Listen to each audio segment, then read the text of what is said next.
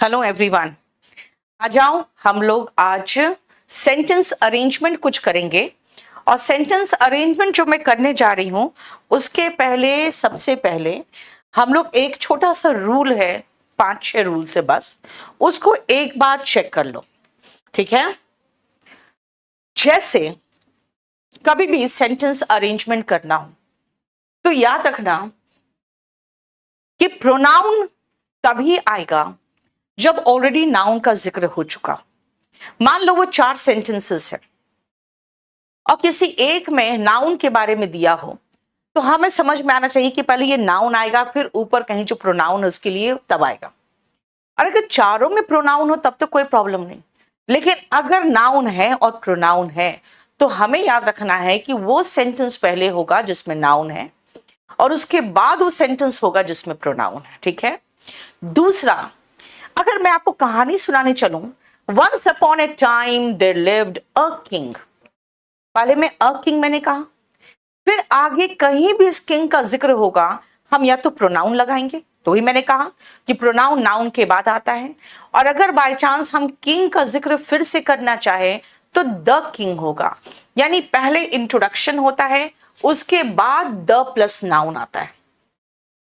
अगर आप introductory sentence को पहचान ले तो फिर तो बहुत मजा आ जाएगा। क्यों? क्योंकि आप बहुत जल्दी आंसर तक पहुंच जाओगे। और अगर लिंक ढूंढ लिए तब तो बहुत अच्छी बात है है ना। लिंक ढूंढ लिए तो इसके बाद ये होगा, तो ये हम कुछ सेंटेंसेस में देखेंगे।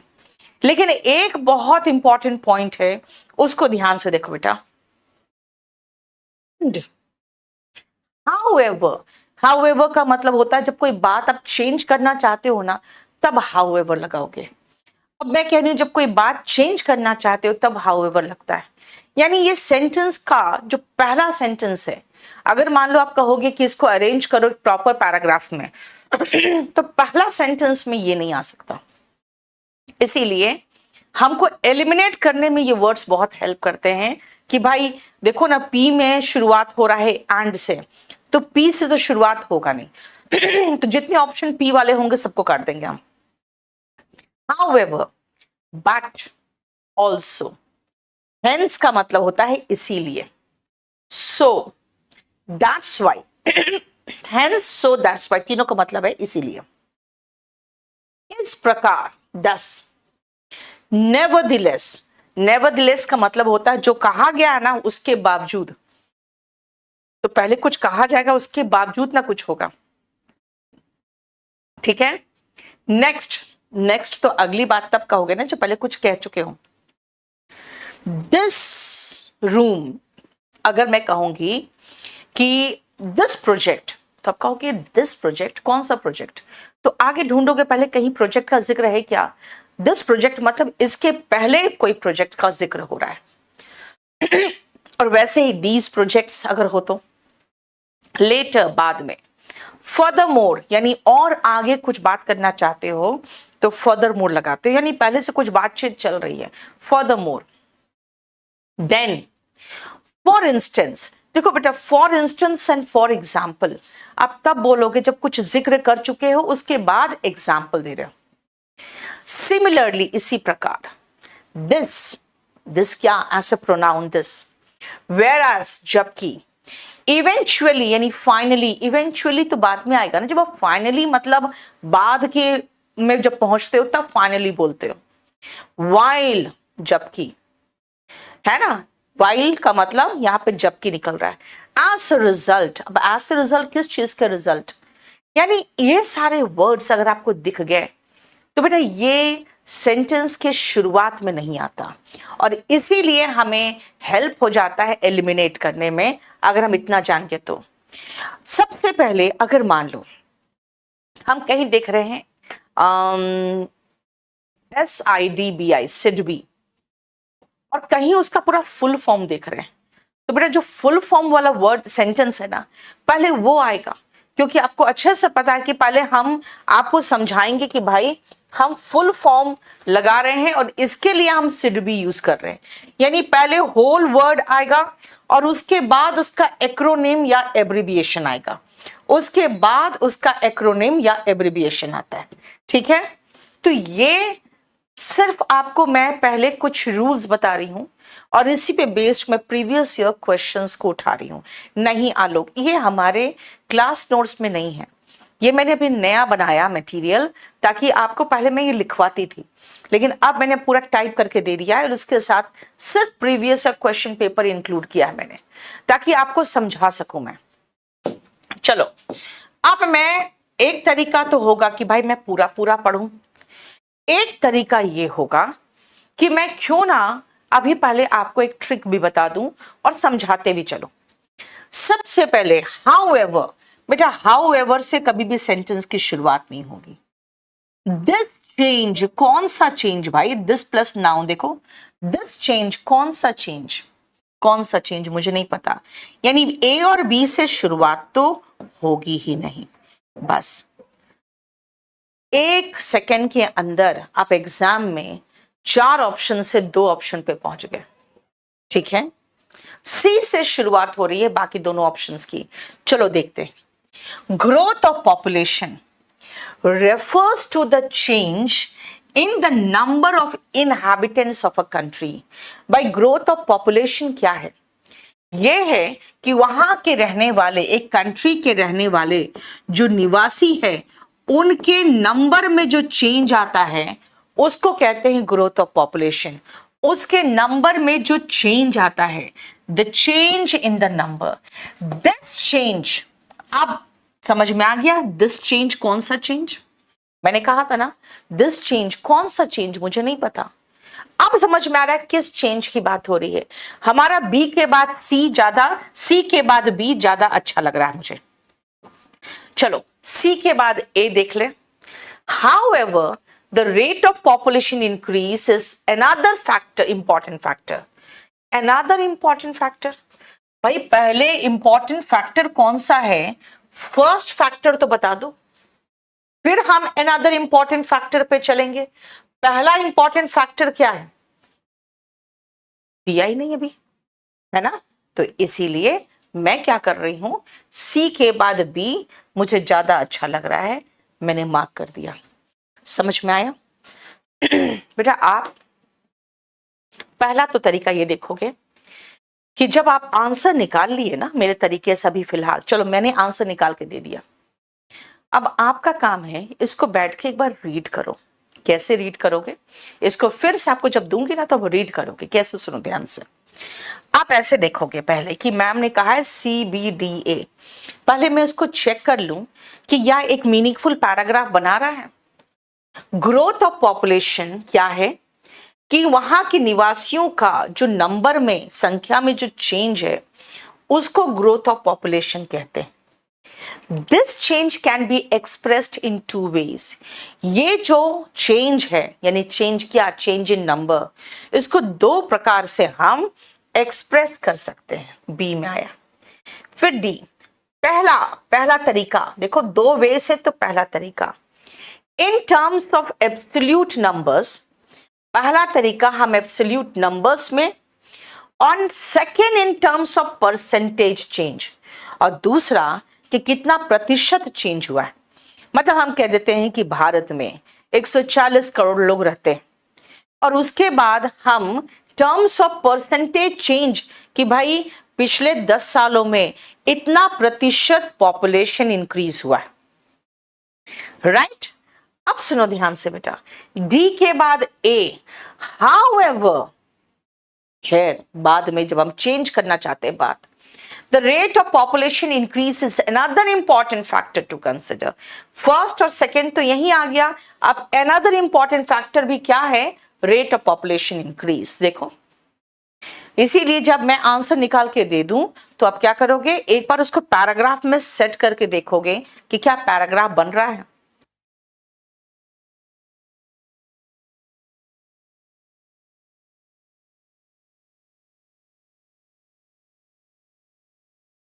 ठीक है,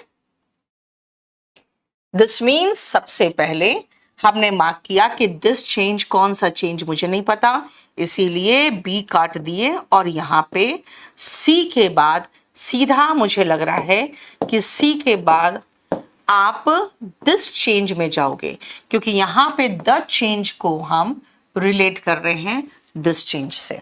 बस आंसर हो गया CBDA। चलो नेक्स्ट आओ, और ये भी बड़े आराम से 5 सेकेंड में होगा। एग्जाम में आपको रीचेक नहीं करना है, अभी फिलहाल जब प्रैक्टिस करोगे तो अब अपने आप को रीचेक करो, एग्जाम में उतना समय नहीं रहेगा। However से शुरुआत नहीं होगा। The general human tendency, they blame, कौन है दे, मुझे नहीं पता।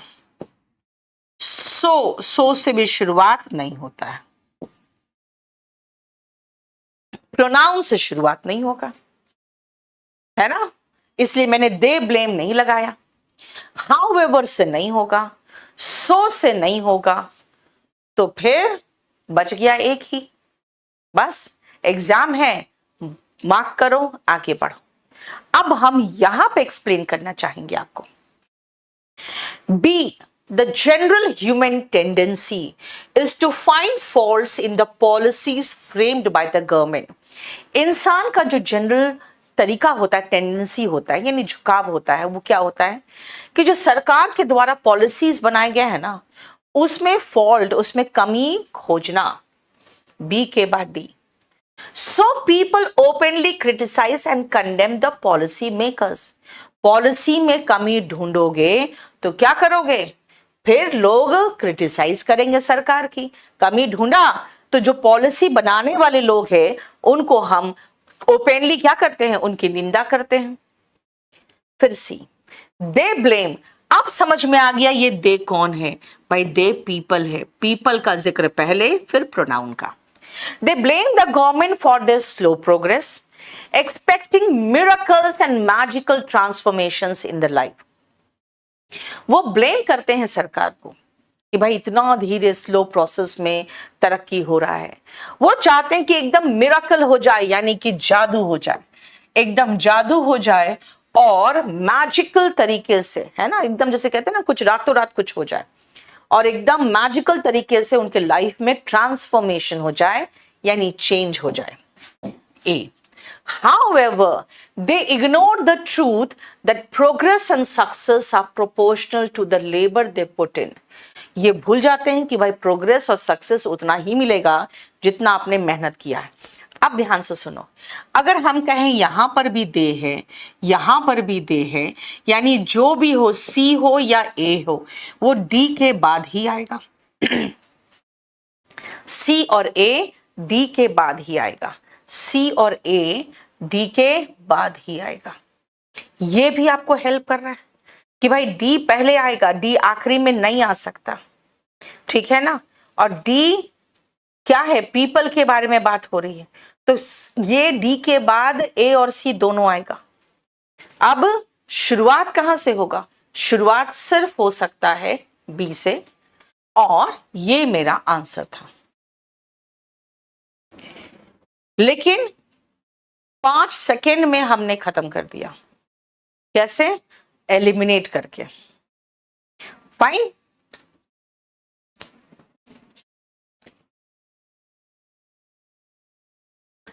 नेक्स्ट आओ, नेवरदिलेस। अभी बताया था आपको, उस लिस्ट में नेवरदिलेस भी था, यानी ए से शुरुआत तो हो नहीं सकता, बट से शुरुआत हो नहीं सकता, सी नहीं है। सो से भी शुरुआत नहीं हो सकता, शुरुआत होगा बी से। A change that is conducive. बेटा कंड्यूसिव का मतलब होता है फेवरेबल, कंड्यूसिव का मतलब जो अनुकूल है, favourable. To happiness may be termed as progress. अचानक एक बिल्डिंग में बॉम्ब गिरे और बिल्डिंग खत्म, तो वो भी तो चेंज है, लेकिन वो हैप्पीनेस नहीं लाएगा, वो प्रोग्रेस नहीं लाएगा। इसलिए जो चेंज हैप्पीनेस लाता है ना, उसी को प्रोग्रेस कहते हैं। बी हो गया, बी के बाद डी, कि बी के बाद सी, देखते हैं। But different people find happiness in different things. So if a change contributes to the growth of these factors, भाई कौन से फैक्टर्स? दीज फैक्टर्स, कौन से फैक्टर्स? मुझे नहीं पता, अभी तक तो कोई फैक्टर्स का जिक्र ही नहीं हुआ है ना, कोई भी फैक्टर्स का जिक्र नहीं हुआ है। अगर आप ध्यान से देखोगे तो ये फैक्टर्स यहां पे है, mental satisfaction, economic security, sound health. इसका मतलब है बी में जैसे मैं आई मैं समझ गई यार दीज फैक्टर्स तो पता ही नहीं मुझे कौन है, तो बी के बाद डी तो नहीं होगा, बी के बाद सी होगा। बी के बाद सी लग तो सही रहा था, लेकिन हम बी के बाद सी और बी के बाद डी दोनों चेक करने लगे, और दोनों जब चेक किए तो हमें समझ में आ गया कि बी के बाद सी तो सही लग रहा है, बी के बाद डी में एक पंगा है कि दीज फैक्टर्स पता नहीं चल रहा है कौन से फैक्टर्स की बात हो रही है। समझ में आया? चलो नेक्स्ट आते हैं। Can I borrow your camera? I will give it back. Give it back, camera को ही तो वापस करोगे, यानी ए के बाद ही बी आएगा, ए के बाद ही बी आएगा, ए के बाद ही बी आएगा, ये गया। I am going to jungle safari tomorrow. My friend told me that jungle is beautiful in these days. यानी कि सी डी एक साथ है और ए भी एक साथ होगा। मैं जंगल सफारी कल जा रही हूं, मेरे फ्रेंड ने कहा है कि जंगल आजकल बहुत सुंदर दिख रहा है, जैसे बारिश हुई होगी, मौसम साफ होगा। Can I borrow your camera? I will give it back next week. A के बाद बी, ए के बाद बी और कहीं भी नहीं है, ए के बाद बी और कहीं भी नहीं है ना। कैमरा बोरो कर लूं मैं तुम्हारा, मैं नेक्स्ट वीक कैमरा दे दूंगा। एवरीवन, जिसको भी कुछ प्रॉब्लम होता है, कोई भी प्रॉब्लम लिख रहे हो अपने फोन नंबर के साथ लिखोगे, ठीक है? चलो नेक्स्ट आए।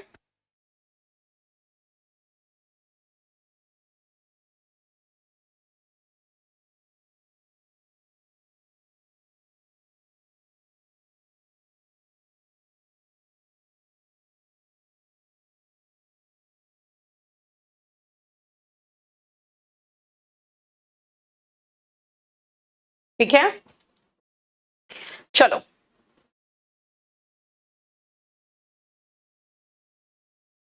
यस अंजलि। इट रिक्वायर्स, बेटा इट कौन है यहाँ पे? मुझे नहीं पता इट कौन है, पता नहीं। इट से शुरू नहीं होगा, ऐसे भी ए से कोई शुरू हो भी नहीं रहा था। हाउएवर से भी शुरू नहीं होगा, सी से भी शुरू नहीं होगा। अब बी से या डी से शुरू हो सकता है, जो आपको 3 ऑप्शन में, इसका मतलब है इतना आसान नहीं है, पहले देखना पड़ेगा। Truly strong personalities meet challenges of life bravely and face hardships with equanimity. जो strong personality होते हैं वो challenges meet करते हैं लाइफ का बहुत ही ब्रेव तरीके से, और हार्डशिप विथ इक्वानिमिटी। इक्वानिमिटी होता है इवननेस ऑफ माइंड, यानी बहुत ज्यादा बुखलाहट नहीं होती, शांति के साथ, है ना, वो उसको बर्दाश्त करते हैं और उस हार्डशिप को, यानी कि उस मुश्किल समय को फेस करते हैं। Physical strength is the ability to cope with a physically challenging task. भाई यहां पे फिजिकल एबिलिटी के बारे में कुछ दिया गया कि फिजिकल स्ट्रेंथ क्या है। फिजिकल स्ट्रेंथ है कि फिजिकली चैलेंजिंग टास्क को आप मीट करो, जैसे कि बहुत तेज से दौड़ना, भाला फेंकना, पहाड़ पे चढ़ना, ये सब फिजिकली चैलेंजिंग टास्क होते हैं, है ना। अब फिजिकल स्ट्रेंथ की बात हुआ और यहां पे तो बी में मेंटल स्ट्रेंथ की बात हो रहा है ना। It requires physical endurance. बेटा फिजिकल एबिलिटी में फिजिकल एंड्योरेंस होगा। भाई हमको अगर आप कहोगे कि भाला फेंको तो मेरे हाथ में उतनी ताकत ही नहीं है। फिजिकल एंड्योरेंस यानी कि बर्दाश्त करने की क्षमता, वो सब डेवलप किया जाता है, मसल्स पावर डेवलप किया जाता है। कब? बेटा ये दोनों फिजिकल स्ट्रेंथ एक साथ होना चाहिए, डी ए एक साथ होना चाहिए, डी ए एक साथ होना चाहिए, कहीं नहीं दिख रहा मुझे, ठीक है। स्ट्रेंथ ऑफ कैरेक्टर और बेटा इक्वानिमिटी, ये दोनों एक साथ होना चाहिए। मेंटल स्ट्रेंथ अलग है, फिजिकल स्ट्रेंथ एक साथ, डी ए एक साथ, मेंटल स्ट्रेंथ एक साथ, तो डी ए एक साथ होना चाहिए। लो ठीक है, मतलब जब आप फिजिकल स्ट्रेंथ की बात कर रहे हो तो पूरा फिजिकल स्ट्रेंथ वाला खत्म कर लो। जब आप मेंटल स्ट्रेंथ की बात कर रहे हो तो evenness of mind and mental strength में कैरेक्टर का स्ट्रेंथ, ये सब इकट्ठे बात करोगे। देखो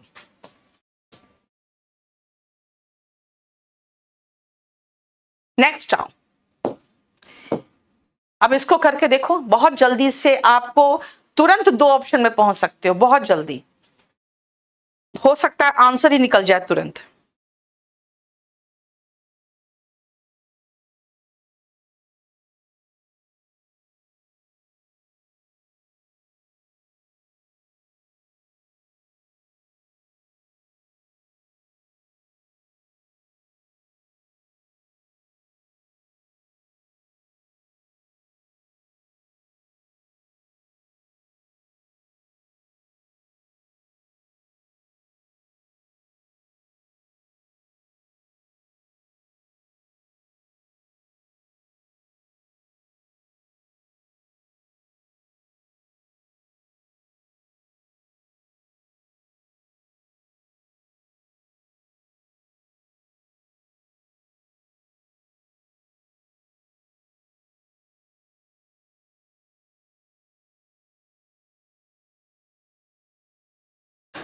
हो गया, यस, वेरी गुड।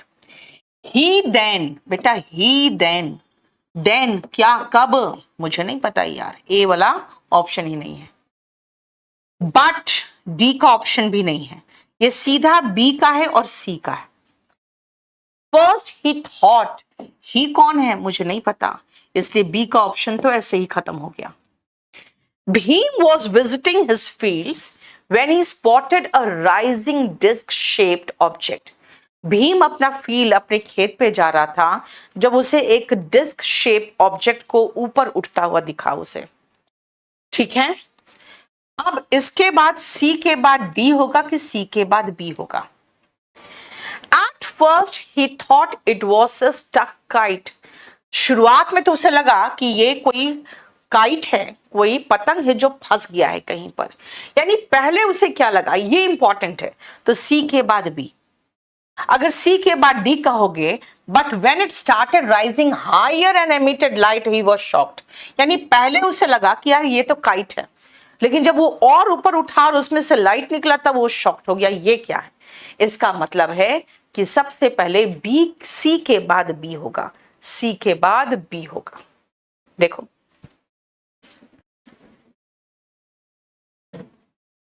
ठीक है, बोलो कोई प्रॉब्लम, नेक्स्ट करके दिखाओ।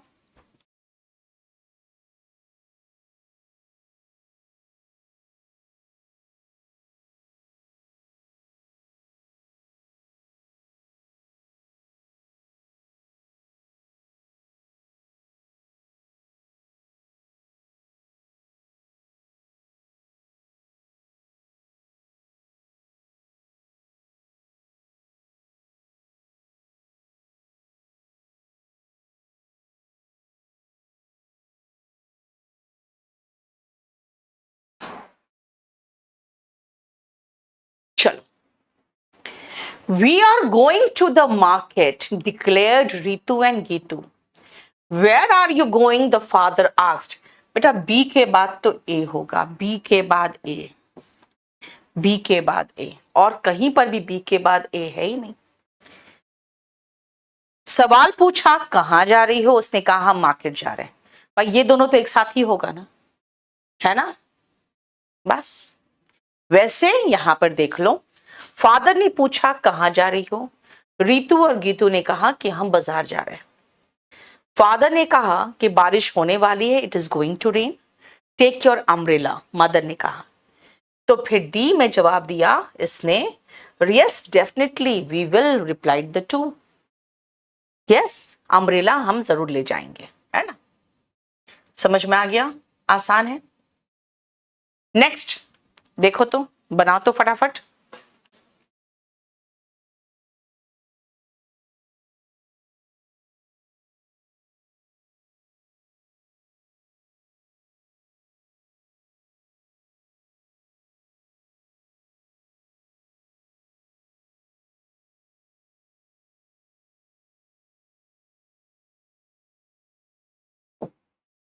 इवेंचुअली, बेटा इवेंचुअली से तो सेंटेंस शुरू होगा ही नहीं। शी एंगेज, शी कौन है पहले तो हम देख ले, यहां भी शी है, यहां पे रामा है, और रामा के लिए ही बताया पुअर गर्ल है, यानी डी होगा पहले, फिर ये शी होगा, यहां पर भी शी है, इसका मतलब शुरुआत तो डी से होगा। पहले किसी का इंट्रोडक्शन तो हो। Rama was a very poor girl, okay? She needed financial support. Poor है तभी तो उसको financial support की जरूरत पड़ेगी to complete her graduation. She engaged herself in earn while you learn finance scheme in her college. Earn while you learn के scheme में उसने एंगेज किया। Eventually she overcame adversities. Adversity होते हैं जो प्रतिकूल हालात होते हैं, जो आपके अकॉर्डिंग नहीं होते हालात, वो एंड अचीव्ड सक्सेस, और उसने सक्सेस हासिल किया। देखो 9th,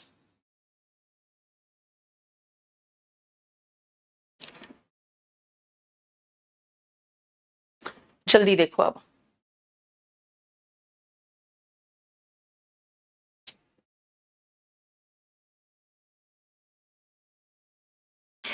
दे कैन देन, एक तो पहले प्रोनाउन भी और देन भी है, तो ये पहला सेंटेंस आपका नहीं हो सकता।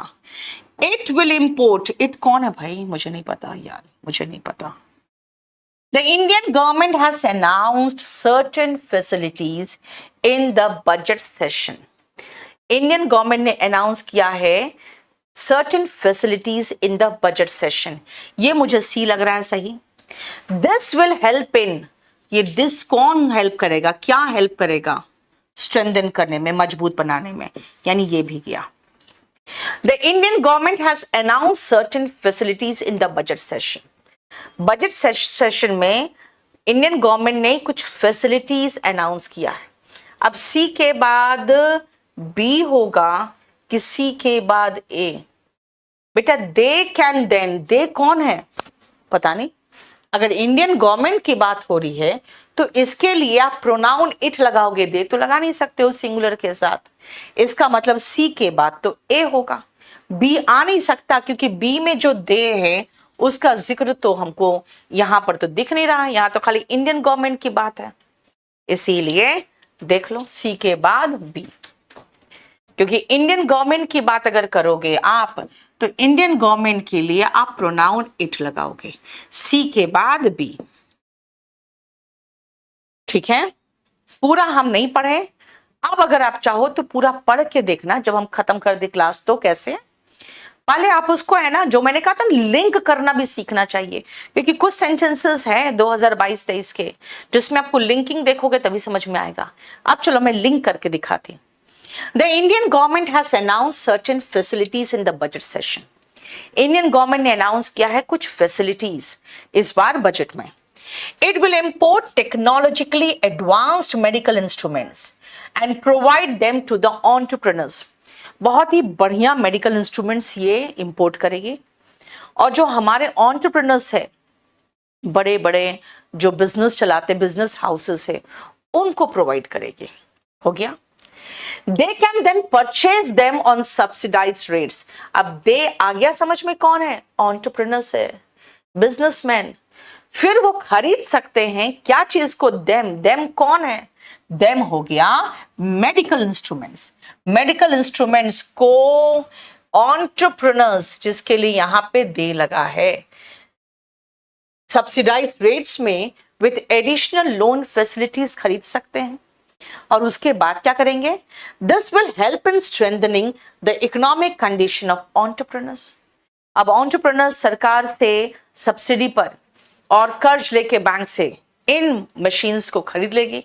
अब ये जब खरीद लेगी तो फिर बड़े बड़े अच्छे अच्छे हॉस्पिटल्स बनेंगे, अच्छे मेडिकल फैसिलिटीज होगी, और उसके बाद इससे जो एंटरप्रेन्योर्स है उसका इकोनॉमिक कंडीशन बेहतर होगा, और उनका बेहतर होगा तो देश का बेहतर होगा। देखो, तो इसीलिए हम पहले सोचते हैं कि आंसर तुरंत निकाल ले, लेकिन बेटा आंसर निकालने के बाद आपका काम है आज उसको जाके फिर प्रॉपर तरीके से अरेंज करके देखो कि भाई ये पैराग्राफ मीनिंगफुल बन रहा है कि नहीं।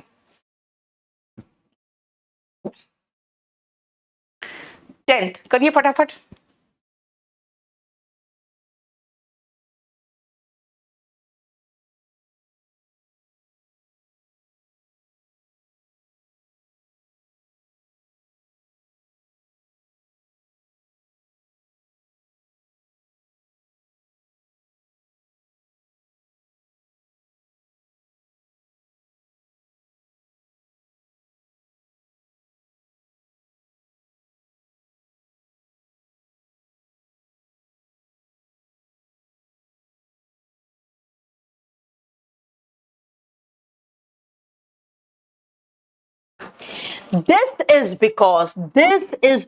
दिस क्या है मुझे नहीं पता।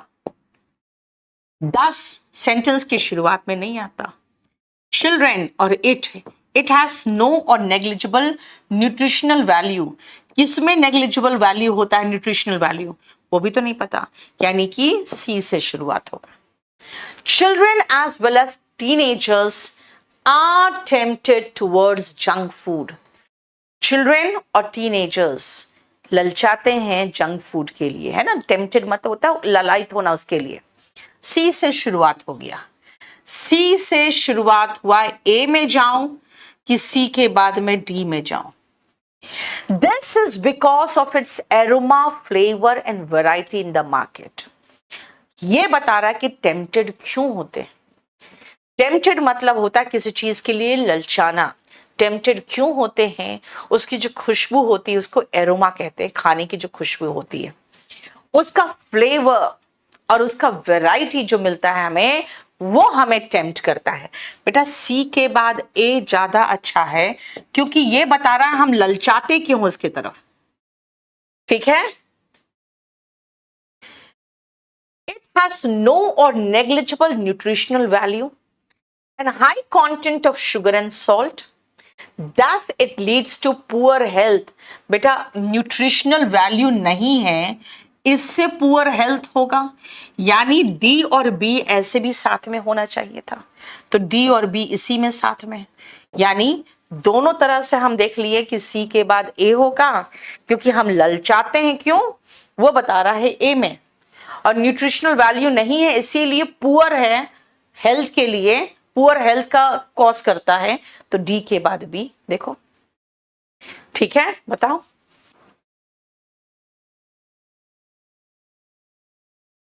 क्लियर? 11th आओ।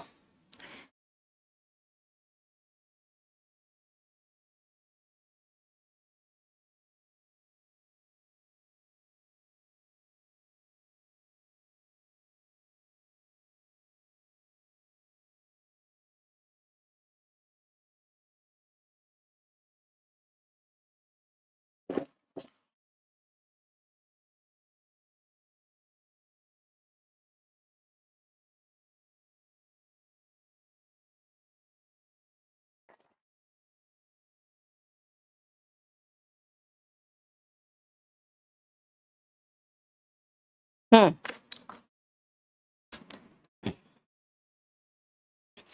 दे वर ऑल ब्राइट।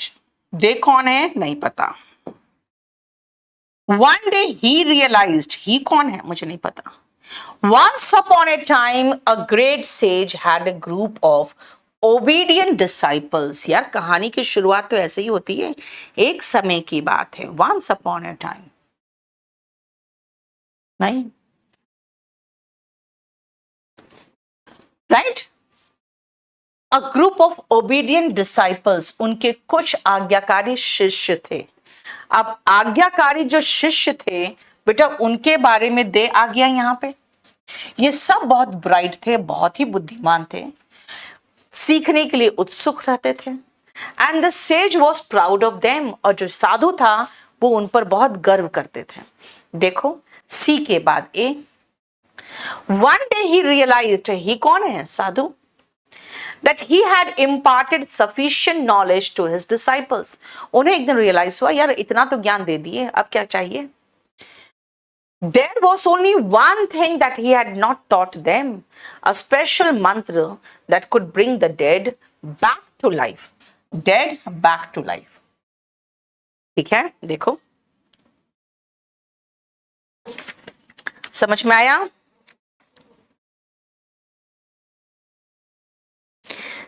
अब अगर हम कुछ भी नहीं देखें, बस खाली देखें अरे वंस अपॉन ए टाइम किसी नाउन का जिक्र हुआ है और यहाँ पे डिसाइपल्स है, ठीक है, उसके बाद याद आएगा अरे डिसाइपल्स इसके लिए तो दे आया होगा। एनीवे हमको सी से शुरू करना है, एक ही ऑप्शन है, आगे बढ़ो बस। क्लियर? नेक्स्ट आओ।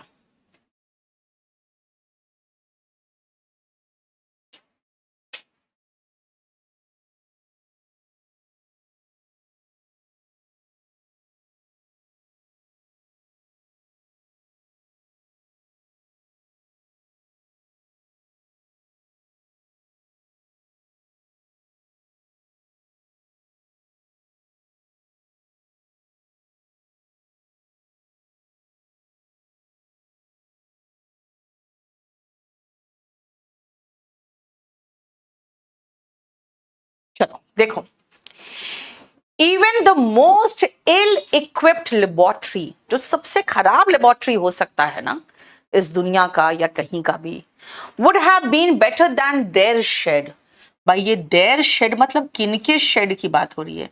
यानी ऊपर खाली ऐसे ही कुछ शेड लगा हुआ है टिन का या ऐसे ही, है ना? तो किसका शेड था मुझे नहीं पता। ए से शुरुआत होना मुश्किल हो रहा है कि किसका शेड मुझे नहीं पता। 10 और बट से शुरुआत तो होगा नहीं, बी और सी से शुरुआत तो ऐसे भी नहीं है, डी के बाद ए के डी के बाद B. The Curies had to work in extreme poverty. Curies Marie Curie और उसके हस्बैंड की बात हो रही है, ठीक है। अब डी के बाद ए कि डी के बाद B. Even the most ill-equipped laboratory would have been better than their shed. अब समझ में आया कि क्यूरीज का बहुत ही बुरा हाल था पैसे के मामले में, और जो सबसे खराब लेबोरेटरी हो सकता है ना, वो भी इनके खपरेल से तो बेहतर ही था। इसका मतलब डी के बाद ए होना चाहिए। आप कहोगे डी के बाद बी क्यों नहीं होगा? डी के बाद बी, देखो दस they did not allow any difficulty. Why they did, thus इस प्रकार they did not allow। ये तो फिट ही नहीं हो रहा है, नहीं। इस प्रकार they did not allow, पहले कुछ बताओगे तो सही कि किस प्रकार वो अलाउ नहीं करते थे। Their mind was set upon the discovery of radium। उनका दिमाग में सिर्फ एक ही चीज था, रेडियम की डिस्कवरी, इसीलिए उनका दिमाग कहीं और नहीं जाता था। ये रहा 1। 13 नंबर देखो,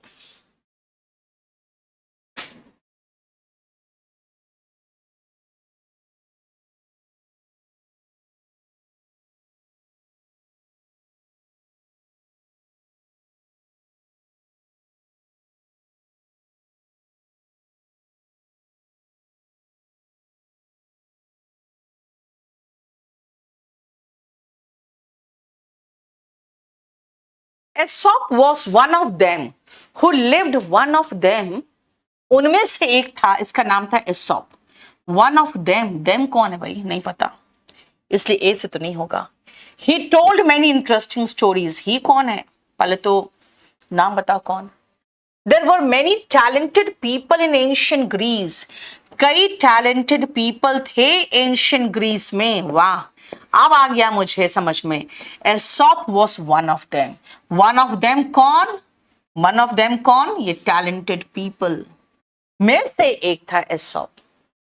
टैलेंटेड पीपल का जिक्र सी में हो रहा है और Aesop was one of them, जो ग्रीस में रहता था 2500 साल पहले। आप देखते हैं आगे। ऑल्दो ही वॉज अगली, देखने में बहुत खराब था, he had a very clever brain, बहुत ही बुद्धिमान था। देखते हैं बुद्धिमानी का कोई परिचय दिया है यहाँ पे बी में। He told many interesting stories to the people, yes, बुद्धिमान था तभी तो स्टोरीज गढ़ता था।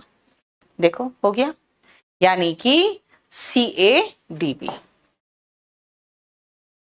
क्लियर? बोलो कोई problem?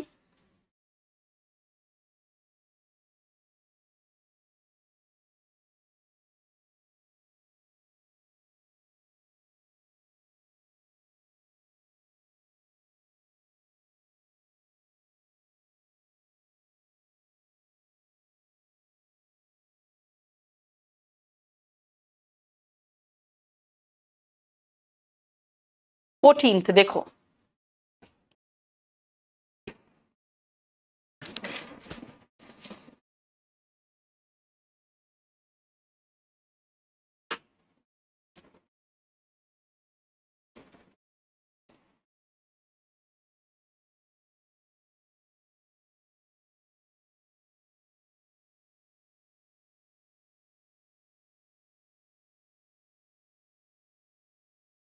He is a gifted volleyball player. He कौन है मुझे नहीं पता, बट से शुरुआत तो होगा नहीं।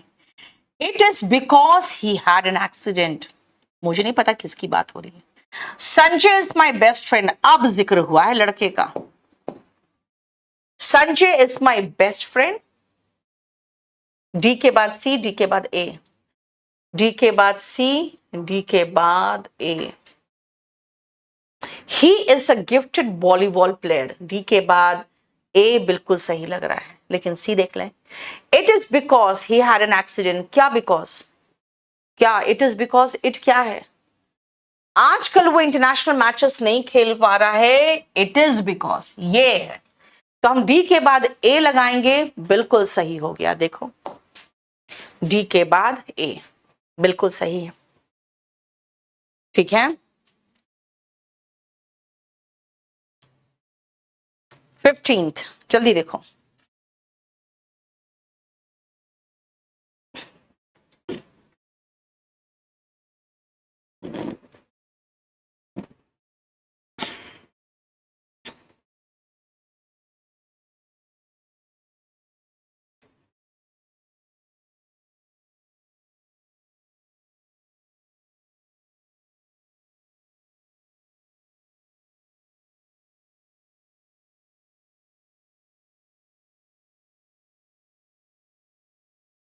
ठीक है। नेक्स्ट देखो, although I had a fear of water, I thought it was an important skill. Important skill, किस चीज को important skill बोल रहा है? I thought it important skill है। it कौन सा important skill है भाई? it ऐसा क्या है जो important skill है? However वाला sentence पहले नहीं हो सकता। I also thought, also भी पहले नहीं हो सकता, है ना? One of the hardest things I have had to do was to learn how to swim। हो गया, how to swim ही तो एक important skill है जो सीखना चाहिए। नहीं, डी के बाद ए, डी के बाद ए। देखो, I also thought it would be a good exercise। भाई ये एक इंपॉर्टेंट स्किल है, सीखना जरूरी है।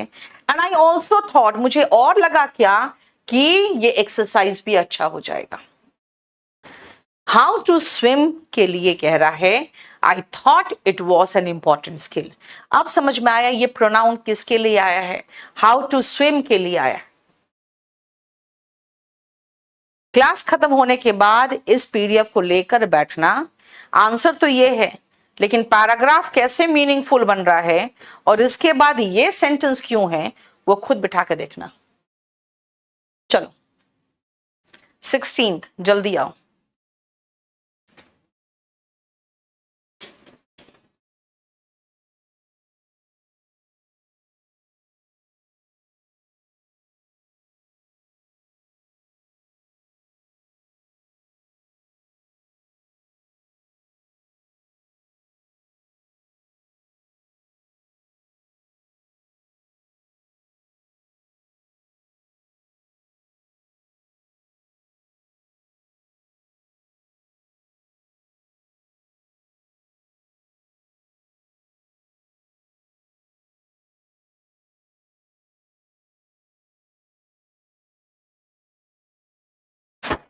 During the celebration, many people display a set of ornamental dolls known as Hina dolls.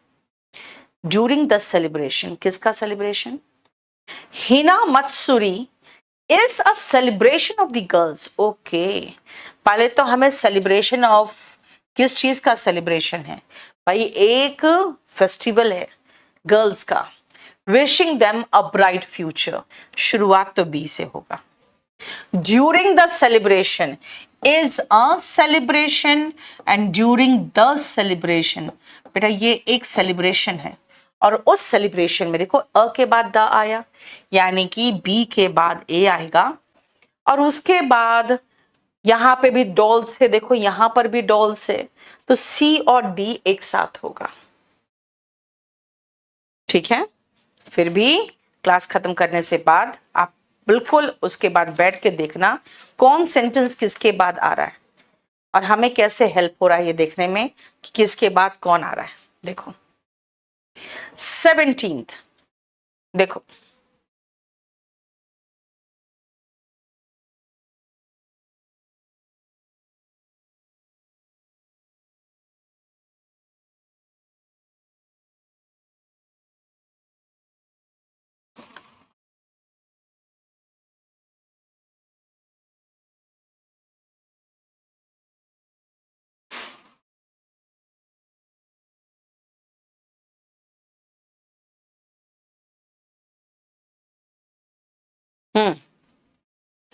There are many gadgets that are operated by a remote control and contain a silicon chip. Okay. This produces this. कौन this? नहीं पता भी. B से शुरुआत नहीं होगा. When a button, this produces an infrared beam made of electronic magnetic waves. This produces. When a button is pressed on the remote control, okay. यानी remote control यहां पर है, द रिमोट कंट्रोल और remote control, यानी पहले तो एक remote control की बात होगी, यानी ए जहां पर भी आएगा उस सी के पहले ही आएगा. चलो ठीक है. When a button is pressed on the remote control, the chip sets off an electronic vibration. जब बटन प्रेस होता है तो चिप इलेक्ट्रॉनिक वाइब्रेशन क्रिएट करता है. Okay fine. This produces N infrared beam, और ये बीम दोनों की बात हो रही है. एंड द यानी बी आएगा डी के पहले, ए के बाद सी, बी के बाद डी, ए के बाद सी, बी के बाद डी. हम खाली आर्टिकल से ही पकड़ लिए इसको.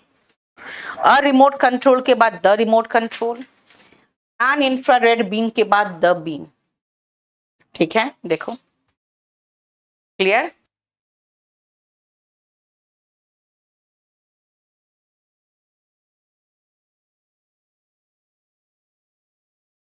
नेक्स्ट आओ 18 नंबर देखो.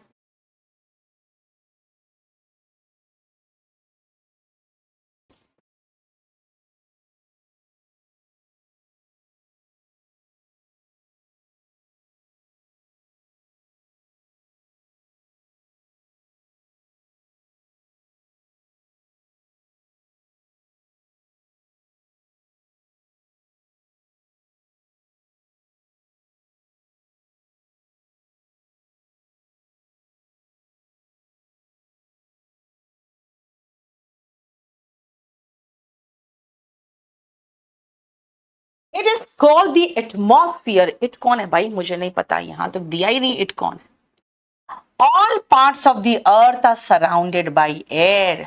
भाई एयर को ही तो एटमॉस्फियर कहते हैं. चलो ए के बाद बी के बाद ए आना चाहिए, बी के बाद ए, बी के बाद ए कहीं नहीं दिख रहा है यार. चलो दिखते हैं.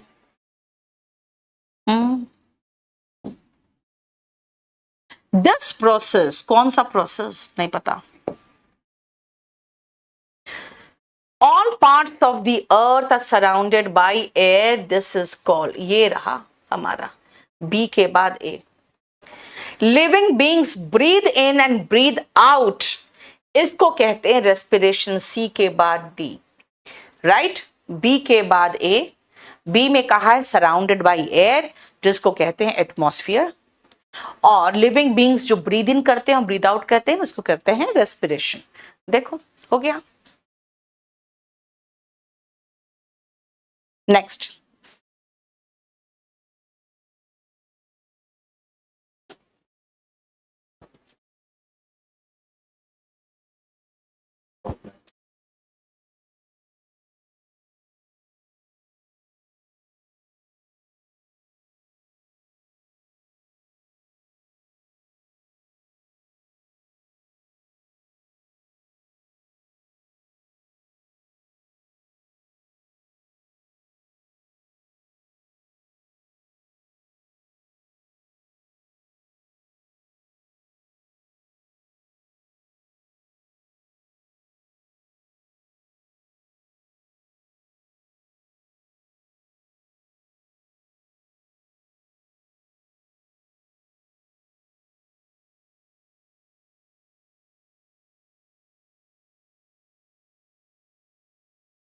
the mountain range was covered with snow. Napoleon had to cross the Alps in winter. Okay.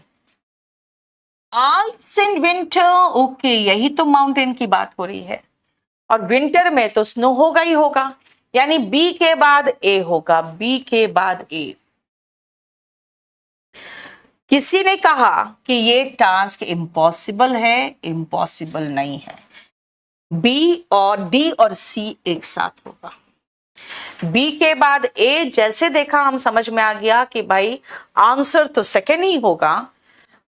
एक और हेल्प करेगा आपको कि भाई डी और सी एक साथ होगा, डी सी एक साथ होगा, डी सी एक साथ होगा, डी सी एक साथ तो है यहाँ पे, लेकिन बी ए भी एक साथ होगा। यहाँ पे सिर्फ ऑप्शन 2 ही था। नेक्स्ट देखो,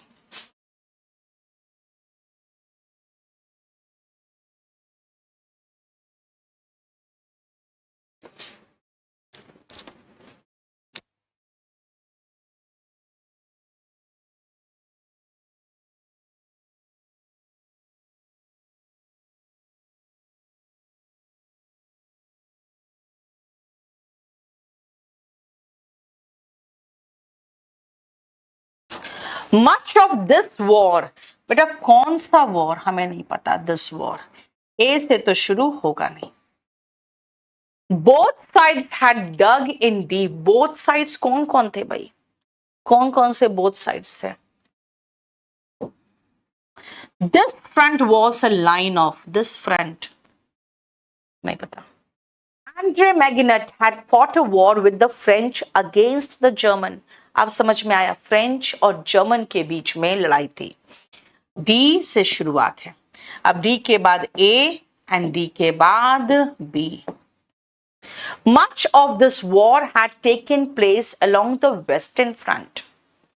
Both sides had dug in deep and each lost many men over little ground. This front was a line of trenches. बेटा यहाँ पे है वेस्टर्न फ्रंट और उसके बाद कह रहे हैं दिस फ्रंट, यानी ए के बाद सी होगा, ए के बाद सी होगा। दिस फ्रंट कौन सा फ्रंट? Western front. हमने कहा था ना दिस प्लस नाउन, यानी कौन सा नाउन, तो पहले उस नाउन का कहीं जिक्र होगा, उसके तुरंत बाद हम उसको दिस प्लस नाउन लगाएंगे। तो दिस फ्रंट कौन सा फ्रंट? Western front. फिर आप पूरा रीड करके देखना, आंसर मैंने बता दिया कौन सा है। अब इसी पर बिठा के एक बार रीड करना कि क्या सिस्टमैटिक तरीके से रीड करने पर जो मीनिंगफुल पैराग्राफ है वो बन रहा है। हम लोगों ने 20 तक किया है, इसमें 35 क्वेश्चंस हैं। या तो आपको हम सारा क्वेश्चन अभी दे दे रहे हैं, आप बैठ के खुद भी कर लो, और नहीं तो बाकी क्वेश्चंस फिर नेक्स्ट क्लास में देखेंगे। चलो इतना ही रहने दो आज। Thank you so much.